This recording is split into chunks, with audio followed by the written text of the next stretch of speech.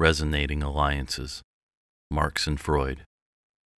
Politics can make strange bedfellows, but maybe not as strange as one would like to think. Groups that may seem distinctly different at the here and now level of domestic politics may resonate at the dialectical level, and sometimes powerfully so. Because this can happen, one should be postured to anticipate what may otherwise seem like strange outcomes. Recognizing that the left's push for convergence in all things finds its archetype form, doctrinal template or typology, in Hegel's grimoire, an awareness of the hermetical convergence to the androgyne not only anticipates the Institute for Social Research's, the Frankfurt School, expansion of the Marxist menu to include Freud and Eros, but also how the gender politics that ensued could so seamlessly fold into the neo-Marxist left's agenda precisely because it more completely reintegrates the Hegelian cosmology. For example, when the Institute for Social Research, the Frankfurt School, stood up in 1923 as a Marxist Hegelian organization, it struck many, then as now, as odd that it would so strongly commit as much to Freud as to Marx. Wilhelm Reich, for example, not only wrote Dialectical Materialism and Psychoanalysis in 1929, but also The Sexual Revolution in 1936. Herbert Marcuse not only wrote Repressive Tolerance, in which he successfully redefined tolerance, thesis, as intolerance, antithesis, but also Eros and Civilization, a philosophical inquiry into Freud.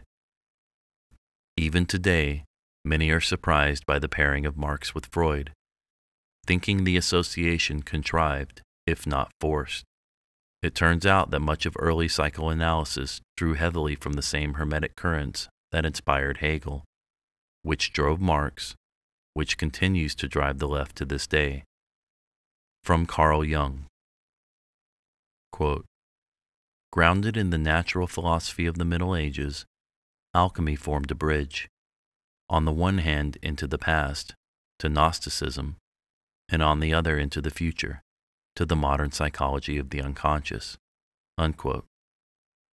For many, an Amazon search of Jung and alchemy yields perplexing results. Awareness that both Marxism and many seminal psychoanalytical theories draw from the same alchemical fonts that were likewise mainstreamed through Hegel suggests not only that they may resonate with each other, but also that analysts should anticipate this. Recognizing that such undercurrents exist can mitigate surprise, facilitate foreseeability, and even forecast trajectories when assessing group alignments and united front activities, which may, on first impression, seem strange, but which actually share powerful affinities.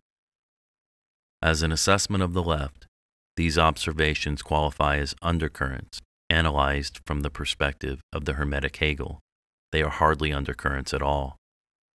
In this regard, an analysis of the left from a Hermetic perspective could quite possibly reveal the left to be a militant line of effort in a dialectical process that is alchemical in archetype form.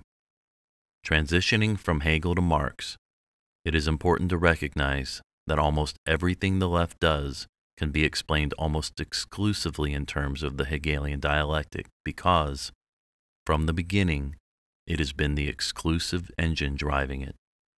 A strategy to engage the left that does not anticipate, account for, or incorporate Hegel's dialectical cosmology, the source code of the left, will fail because it fails to account for its defining characteristics and driving force. It would be like searching for Labradors, but refusing to look at dogs.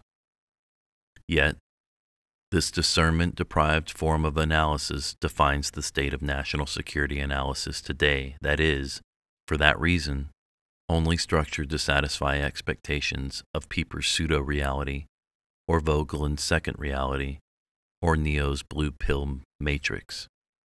Yes, it is complicated, in a profoundly unproductive way. See Appendix A. A warning for some novitiates. If your response to a dialectical attack is to jujitsu it, You are warned that you will be operating in their dialectic, and, at some point, you will be negated by it. That's what it does. As some may be beginning to sense, this analysis is beyond the analytical capabilities of the soft science cadres that populate our national security apparatus and media. Think scientism, then gaze upon Gnosticism, and recognize alchemy. Jung did, then take the red pill. Marx, swapping out Hermeticism for nihilism. Marx agreed with Hegel that the state should be the focal point of life and reason, but recognizing that the only thing the dialectic does is negate, he jettisoned the strange, Hermetica, kept its libido dominante, positioned himself as Vogelin's imaginator-in-chief, and embraced the dialectic's inherent nihilism.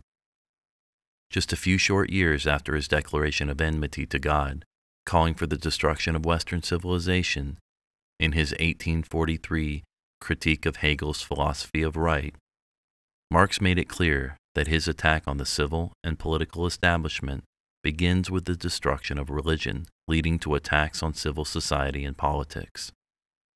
Anticipating Saul Alinsky's rules for radicals by more than a century, or, maybe more accurately, as Alinsky brought Marx to the modern American street, Marx's strategy begins with an abuse of language that sets the predicate for his abuse of power. From the beginning, from Marx to Gramsci to Alinsky, the left has always recognized the penetration of religion as the leading edge of any penetration and subversion of the larger culture in advance of the state that, to this day, still manifests itself in Alinsky's interfaith operation, the Industrial Areas Foundation. The very next year, 1844, Marx introduced his critical philosophy, today recognized as critical theory, conceding that his plan of action offered nothing that would make the world a better place. Rather, Marx's critical philosophy was exclusively dedicated to the relentless teardown of Western civilization. At its core, from the beginning, the left has always been about the nihilist libido dominante, a raw lust for power, dedicated to the hate-filled destruction of all things West by those preferring, as Alinsky's dedication made clear, to be rulers in hell than subject in heaven. Properly understood, the Frankfurt School did not modify Marx. They reverted to the original operating system, Marx OS, version 1.0, correctly recognizing that later iterations of Marx's materialism, including Das Kapital, which would not issue for another 23 years in 1867, were but subroutine vectors, lines of effort, used to give effect to the source code justifying the seizure of power by any means. It is only in recognizing the Marxist nexus to Hegel that this becomes apparent. This includes reverting to Marx's original concept of the proletariat as a purely Hegelian construct formed from the middle class as a dialectical antithesis structured for the sole purpose of negating, off-haben, all elements of culture and society. Marx's dialectical negation of the West called for a pure other that he identified in terms of a purely antithetical proletariat. This is the vision around which the Frankfurt School was formed. As will be discussed, from Lukács's Aufheben der Kultur, negate the culture, to Marcuse's repressive tolerance, the Frankfurt School saw in Marx's early writings Marxism's pristine archetype form and ruthlessly committed to its unrelenting execution, primarily through the deployment of postmodern narratives. For the Frankfurt School, pure Marx runs on high-octane Hegel.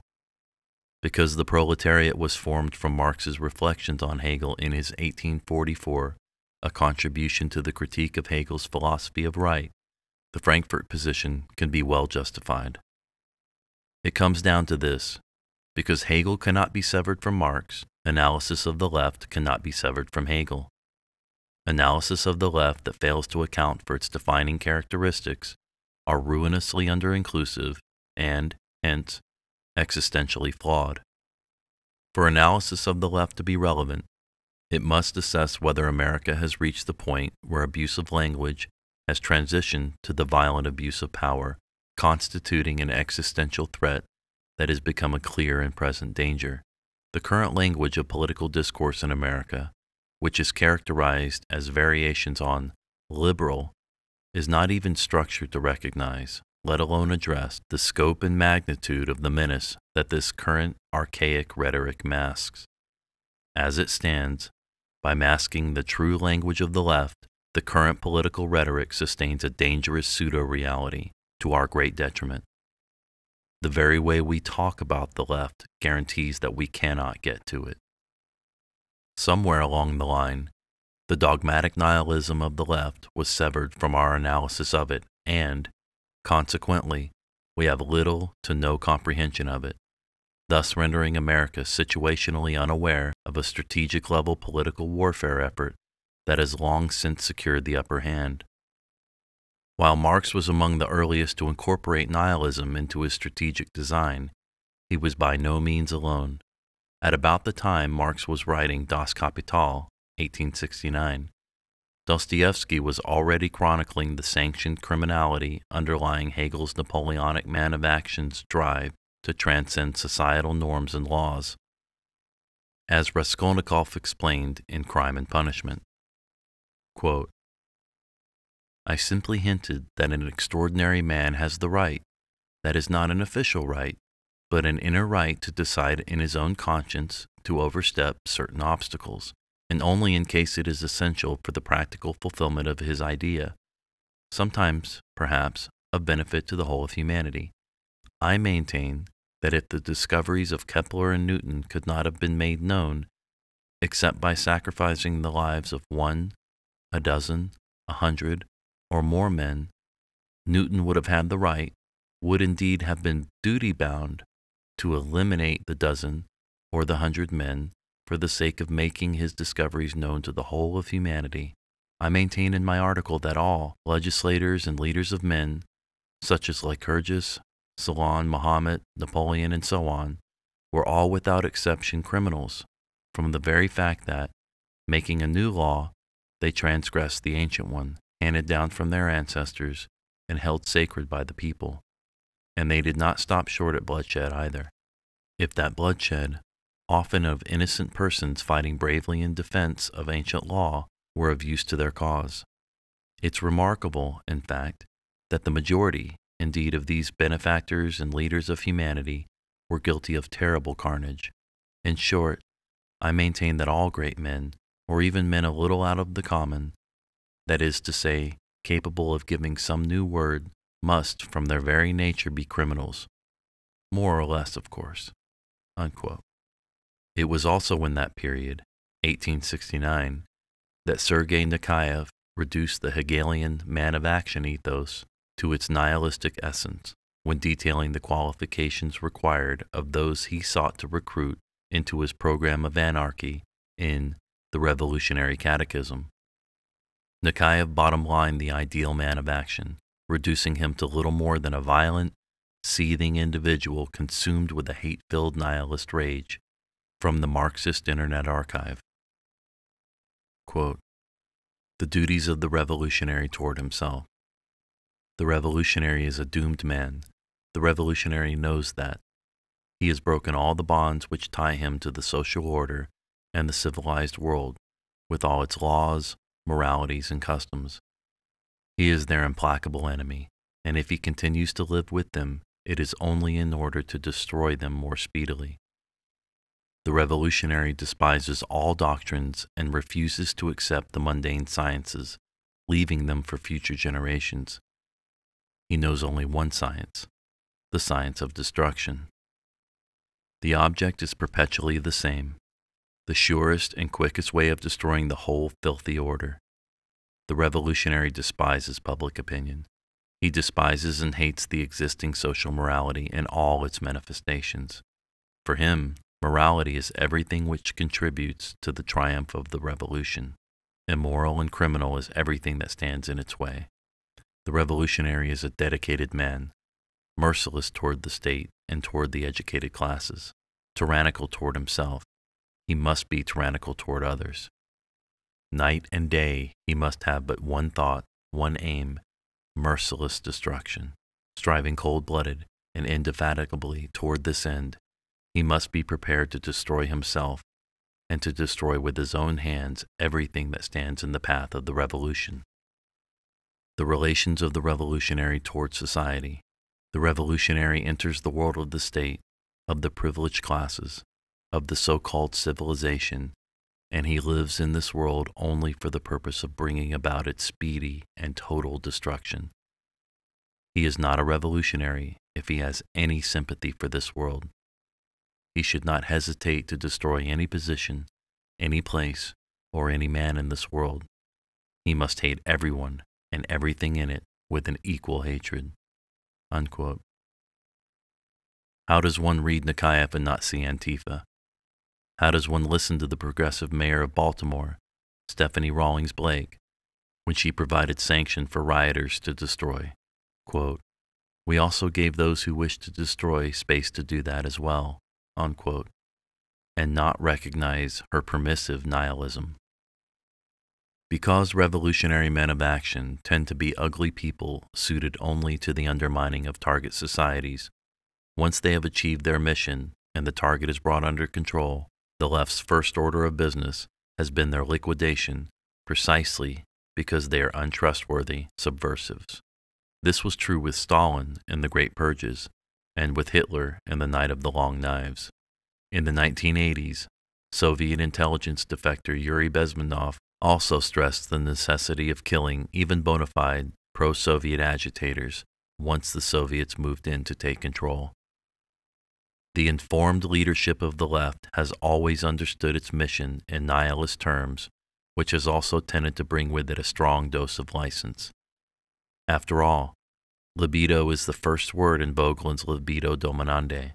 For example, in Huxley's Ends and Means, there is very little in the way of real concern for the exploitation of workers or the poor. As Aldous Huxley explains, quote, "The philosopher who finds no meaning in the world is not concerned exclusively with a problem in pure metaphysics. He is also concerned to prove that there is no valid reason why he personally should not do as he wants to do, or why his friends should not seize political power and govern in the way that they find most advantageous to themselves. For myself, as, no doubt for most of my contemporaries, the philosophy of meaninglessness was essentially an instrument of liberation. The liberation we desired was simultaneously liberation from a certain political and economic system, and liberation from a certain system of morality. We objected to the morality because it interfered with our sexual freedom. We objected to the political and economic system because it was unjust. There was one admirably simple method of confuting these people and at the same time justifying ourselves and our political and erotic revolt. We could deny that the world had any meaning whatsoever. More serious writers associated political with sexual prejudice and recommended philosophy, in practice, the philosophy of meaninglessness, as a preparation for social reform or revolution." Unquote. Huxley's concern was not for the plight of the poor, but rather for securing a free hand for those men of action with the resources to manipulate society to their ends. Thought through, this unaccountable control by the few requires the enslavement of the many. This is enslavement. This is the left. It has always been this way. As a member of the Communist Party USA, it was one of Bella Dodd's later epiphanies that led her to sour on the party. Whittaker Chambers, an American-born Soviet spy who later renounced communism, likewise came to the same realization. Even as itemized by Quera, most of the famed leaders of the left were hardly exploited working-class stiffs, but rather were over-entitled trust fund children, just like today. Marx came from a fairly rich family that owned a lot of land. His nephews founded the famous company, Phillips. Heinrich Marx, his father, was a famous lawyer, and Karl's uncle was a very wealthy industrialist. Lenin was from the nobility. His father was awarded the Order of St. Vladimir, and his mother was quite rich. Mao's father was among the richest farmers in his province of Shaoshan. Ho Chi Minh's father was an imperial magistrate and a powerful authority in his state. Fidel Castro's father was a rich sugarcane farmer in Cuba. Che Guevara's mother was also from a famous noble family in Latin America. Che spent most of his childhood as a member of the upper-class Argentinian society. People express bewilderment that so many key players among the left today come from the moneyed finance and technology sectors, as if this was a novel development. It has never not been so. The Fabians, a brief sketch. The most underdeveloped portion of this paper concerns the Fabian Society, also known as Fabian Socialists. This sketch will not do it justice. As such, this treatment only serves as a placeholder that raises skepticism over the genteel treatment the Fabians have been accorded to this day. The Fabians are at least as important as the Frankfurt School, in part because they facilitated the movement of the Frankfurters to Columbia, and also because they are both less well known and more prominent. Founded in 1884 in Great Britain in a period of secret societies and a rising socialist tide, including Marxism, they were also present at the rise of the Soviet Union and the formation of the Comintern. The Encyclopedia Britannica states that the goal of the Fabians was the creation of a democratic socialist state through a process it called evolutionary socialism, rather than revolution. Quote, the most influential early Fabian theorists included George Bernard Shaw, Graham Wallas, and Sidney and Beatrice Webb, who remained prominent thinkers in the movement. Unquote. A cursory review of the coverage on the Fabians reveals a tendency to characterize them as benevolent when contrasted with Marxists. This reputation may not be earned. For example, the Fabian Society's crest is of a wolf in sheep's clothing. This suggests a penetration and subversion posture. It also demonstrates the measure of contempt for the targeted Christian society they sought to subvert, as the wolf in sheep's clothing is a mocking allusion to the New Testament Gospel of Matthew. Quote, beware of false prophets who come to you in sheep's clothing, but inwardly are ravenous wolves. Unquote. Matthew 7:15. Another symbol of the Fabians is that of an angry tortoise preparing to strike, with the motto, when I strike hard, indicating a subversive role in covert anticipation of violence. There is also the question of eugenics. Absent from the Encyclopedia Britannica's neutral discussion of the Fabians is their aggressive advocacy of eugenics programs, alongside aggressive euthanization programs. What follows are a series of quotes from a few prominent Fabian leaders that demonstrate that they advocated eugenics, state-imposed euthanization programs, revolution, and that they willingly associated with the Soviets. On eugenics, quote, under socialism, you would not be allowed to be poor. You would be forcibly fed, clothed, lodged, taught, and employed, whether you liked it or not. If it were discovered that you had not character and industry enough to be worth all this trouble, you might possibly be executed in a kindly manner, but whilst you were permitted to live, you would have to live well. Unquote. George Bernard Shaw, The Intelligent Woman's Guide to Socialism and Capitalism. Quote, you must all know half a dozen people, at least, who are no use in this world, who are more trouble than they are worth. Just put them there and say, sir, or madam, now will you be kind enough to justify your existence? If you can't justify your existence, if you're not pulling your weight, and since you won't, if you're not producing as much as you consume, or perhaps a little more, then clearly we cannot use the organizations of our society for the purpose of keeping you alive, because your life does not benefit us, and it can't be of very much use to yourself. Unquote. George Bernard Shaw, Undated Speech. Quote, The men of the new republic will not be squeamish, either, in facing or inflicting death, because they will have a fuller sense of the possibilities of life than we possess. They will have an ideal that will make killing worthwhile." Unquote. H.G. Wells, Anticipations, 1902. Quote, "All such killing will be done with an opiate." Unquote. H.G. Wells, Anticipations, 1902. Quote, "We should find ourselves committed to killing a great many people whom we now leave living. A part of eugenic politics would finally land us in an extensive use of the lethal chamber. A great many people would have to be put out of existence simply because it wastes other people's time to look after them." Unquote. George Bernard Shaw, Lecture to the Eugenics Education Society, 1910. Quote, "I appeal to the chemist to discover a humane gas that will kill instantly and painlessly. In short, a gentlemanly gas, deadly by all means, but humane, not cruel." Unquote. George Bernard Shaw, The Listener, February 7, 1934. On revolution, quote, "This new and complete revolution we contemplate can be defined in a very few words. It is outright world socialism, scientifically planned and directed." Unquote. H.G. Wells, The New World Order, 1940. On the Soviets, quote, "I am a communist, but not a member of the Communist Party. Stalin is a first-rate Fabian. I am one of the founders of Fabianism, and as such, very friendly to Russia." Unquote. George Bernard Shaw, Evening Herald, Dublin, February 3, 1948.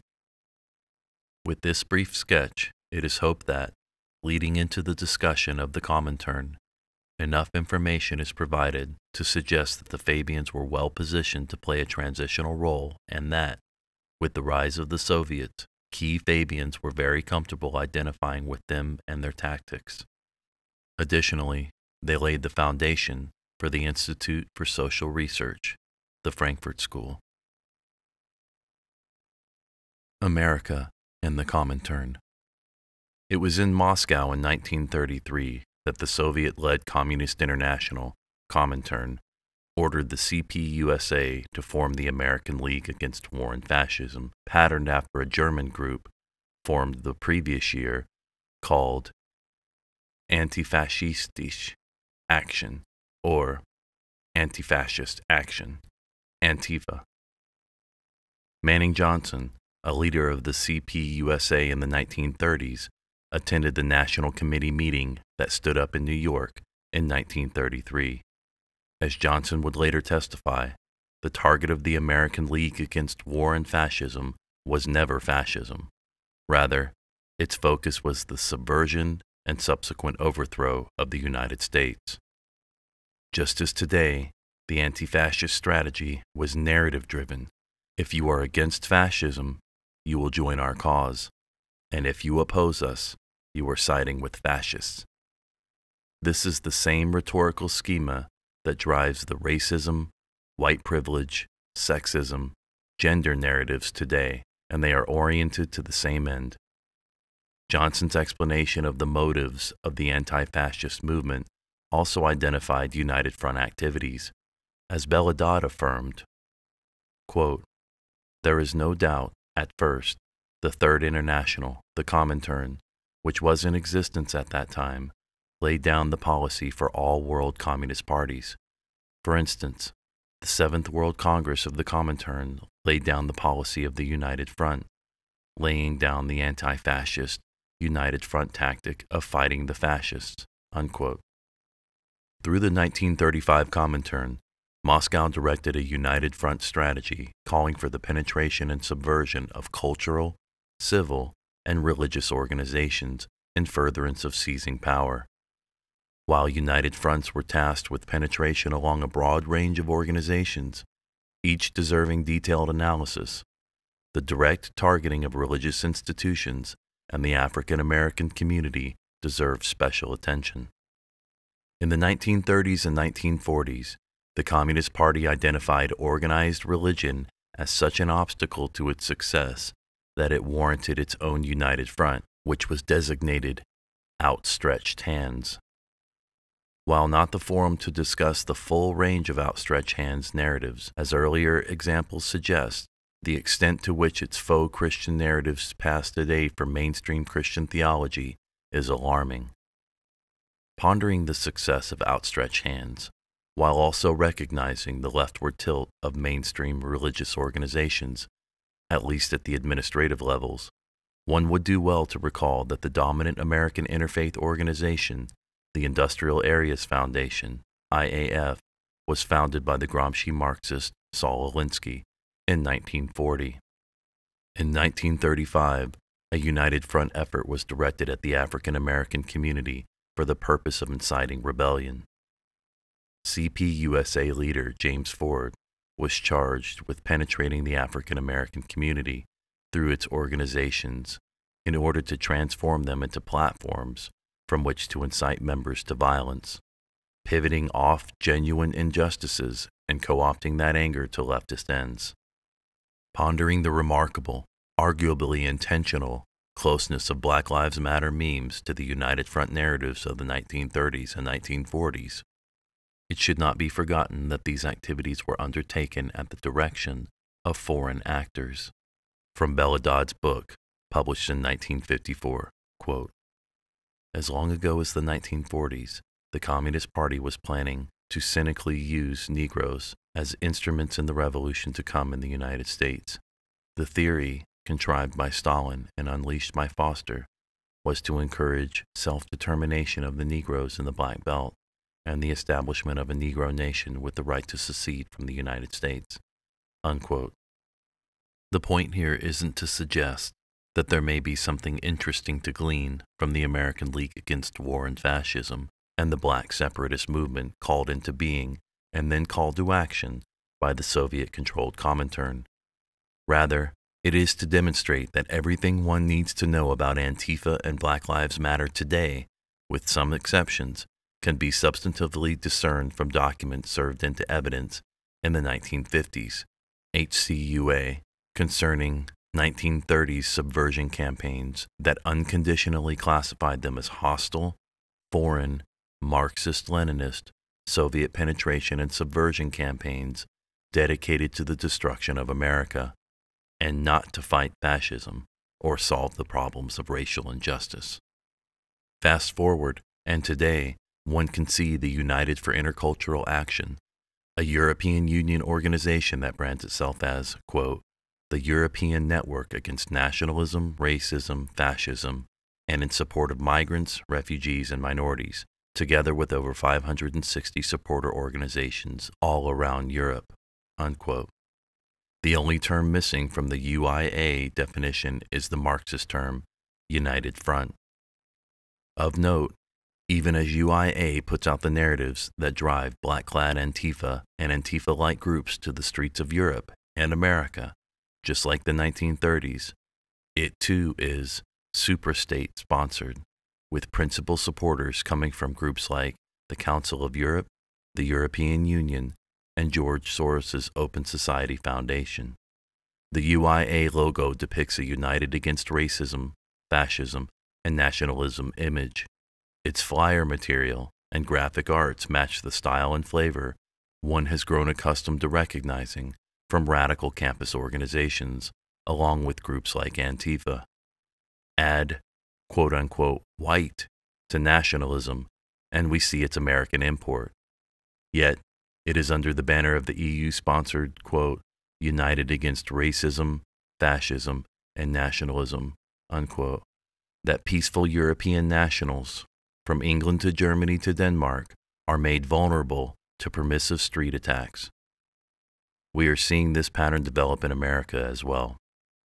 Just as the American League Against War and Fascism was supported by the Comintern-influenced ACLU in the 1930s, Antifa serves as the violent splinter to the Nonviolent Southern Poverty Law Center, SPLC, today.